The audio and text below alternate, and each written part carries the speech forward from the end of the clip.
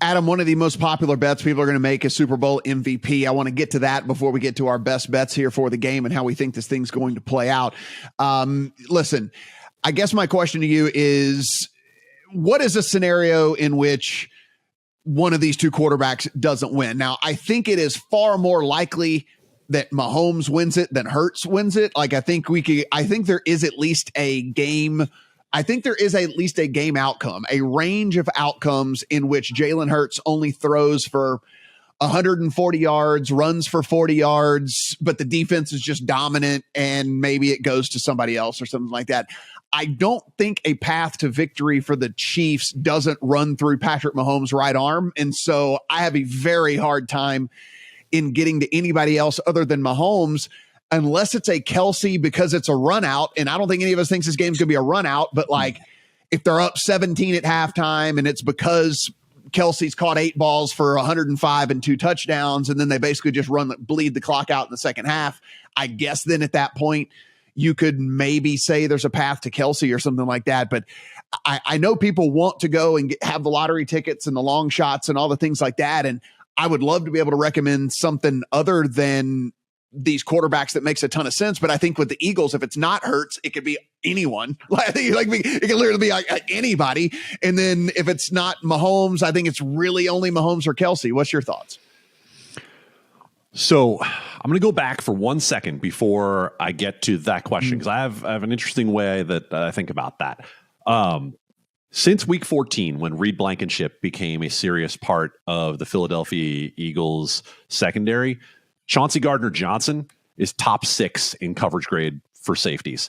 The Reed Blankenship addition has actually made quite a bit of difference in terms of the coverage grades for that back end of the Philadelphia Eagles. And Blankenship himself, if you go whole season, is in the top 30 for coverage. So I do think there is a way in terms of covering Travis Kelce that they can use some of the back end guys, and maybe they're going to bracket him, right? Maybe it's just a matter of wherever Kelce goes, it's going to be the linebacker on the bottom and the safety over the top, and that's what they do. I do think there is a way. Okay. Now, to your question about Super Bowl bets. If you're thinking that you have a great way to bet someone other than one of the two quarterbacks, what you need to be doing is betting some serious alt unders, because that's the only way that we get to a game where one of the quarterbacks doesn't win. Instead of trying to throw a dart at saying which running back or which guy might get 3 sacks or this or that, the only way one of these two quarterbacks doesn't get MVP is if we end up with a 14-10 kind of game. And if we get a 14-10 kind of game, then go ahead and find yourself some sort of alt under 30 that you can play for serious money. That's going to be the same kind of return that you would get on hitting a dart on one of these long shots for Super Bowl MVP. Yeah, Steven, I'm sure you might have an alternate take on this, but it just, for me, again, we're looking at a passing prop of 294 yards now at this point for Mahomes, 242 yards, essentially 241 and a half sitting there for Hurts. And so they are expected to do their part, right? And so if they even sniff these numbers that are set, it's going to go to them. So it would have to be a very, very different outcome than what is kind of projected here. Yeah, full transparency, I have a bunch of free bets that I've been putting on Eagles futures for a while here. So that's who I have in terms of a side in this game. But if I was just coming in cold right now, I wouldn't have a bet or on side or total. But if I was going to bet the Chiefs to win this game, I would just bet Patrick Mahomes to win MVP at plus 135 versus plus 105 on the Chiefs money line. Because I agree with you. I can't see a scenario where the Chiefs win this game and Patrick Mahomes is not the MVP. They have a running back by committee. They have a bunch of receivers that are injured. He was completing passes to like 10 different guys this postseason. So there's no running back situation's even more murky now. They activated Clyde Edwards-Helaire. So like, even if he only siphons off 3 or 4 carries, it's still 3 or 4 carries. It's not going to one of the other running backs, you know? Yeah. At that point, I'm willing to take the chance that some individual on defense has a 2 picks and one of them's returned for a touchdown. If that happens, so be it. But I think the extra potential profit on Mahomes MVP is worth it.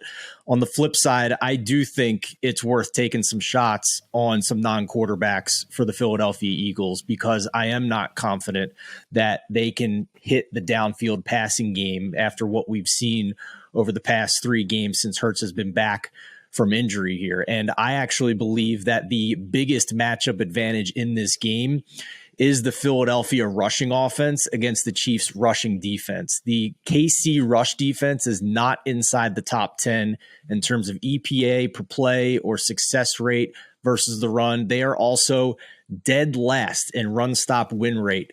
That's ESPN's data using next gen stats and the chips that are in every player's pads to see how often they can get off blocks to make a stop in the run game in less than 2.5 seconds. The Chiefs were dead last in that category this year.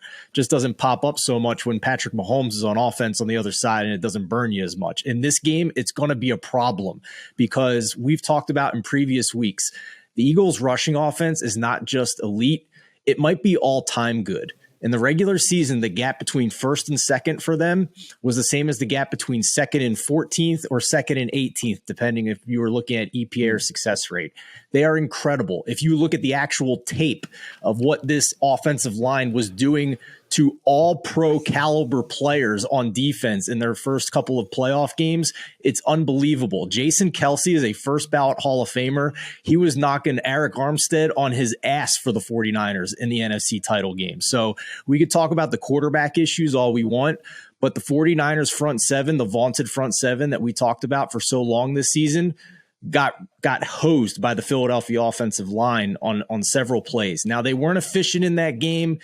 Jalen Hurts disappointed from a passing perspective, but I think the Eagles will be able to run the ball in this game against the Kansas City Chiefs.